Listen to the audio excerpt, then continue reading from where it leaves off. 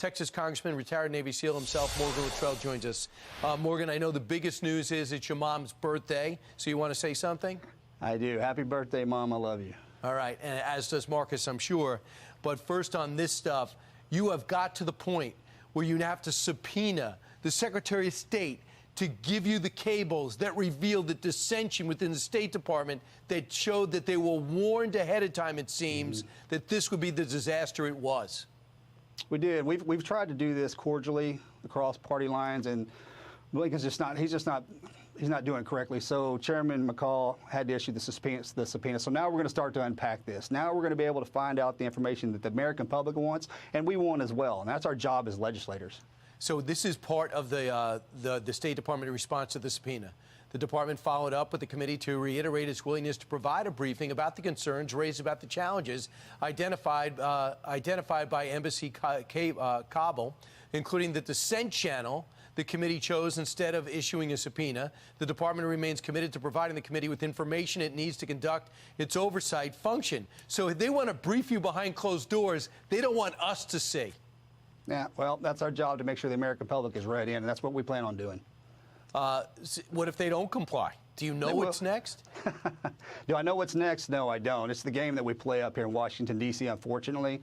But at holding the majority, and again, with Chairman McCall at the helm of this, we're going to dig in hard. And it's our job to apply the pressure and continue to apply the pressure. So, Congressman, I want you to, everybody at home to take a look at these photos of what we left behind in Afghanistan. If you want more proof that nobody thought this through, these are the people that lost their lives, and knowing that we had the bomber in our sights, and look at what we left behind in terms of hardware. The American people paid for this. You guys paid for, in many cases, your lives for this and your livelihoods for this. What are your thoughts about these photos? Disturbing.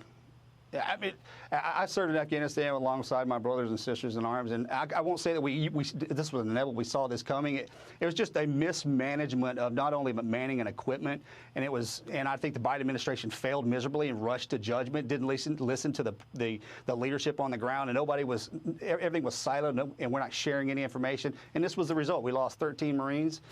Or 12 Marines and a sailor, and it just should never happen. This what you're seeing now is just a transition into what we're seeing in Ukraine, what we're seeing in China to Taiwan, Iran to Syria, so on and so forth. There's no question. We watched 74 attacks since 2021 in Syria at our 900 people that are there, and it happened over the weekend. We respond, and they respond again. That's total lack of respect, and it's reflective of this administration, not of you guys that fight.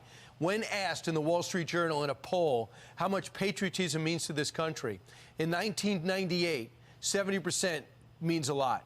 Now it's at 38%. Over 50% of them are Republicans. Less than 30 are Democrats. What's your response to that? Well, I have to be honest. If you're going to come down to Texas, to District 8, we're the most patriotic, faith-based district, I would argue, in the country. I'm very, very behind that statement. But you see that, and I'm always very optimistic about our country, and I know that people love our country, and there may be pockets of distension where I think, especially with our younger generation, and I hate to pick on them, but it seems like some of them like to pray to TikTok when they should be praying to the Lord. I think we've kind of lost our way, but I blame it. It's a parenting thing. I make sure that I raise my sons as a faith-based family. My wife is the queen of the castle, and they will show respect. They will get their education. They will do it the way that I was raised, in East Texas. Maybe I wish we could share that with the rest of the country. Maybe they could take some notes from it. Absolutely, and I do think we're just a leader. I also think a president that talked positively about our country on a regular basis, and we stop tearing each other apart on Capitol Hill, would go a long way. There you go. So glad you're serving. You continue to serve our country. Congressman Luttrell, please try to get some answers. Appreciate it. We will. I promise. You have my word, bud. I know you will.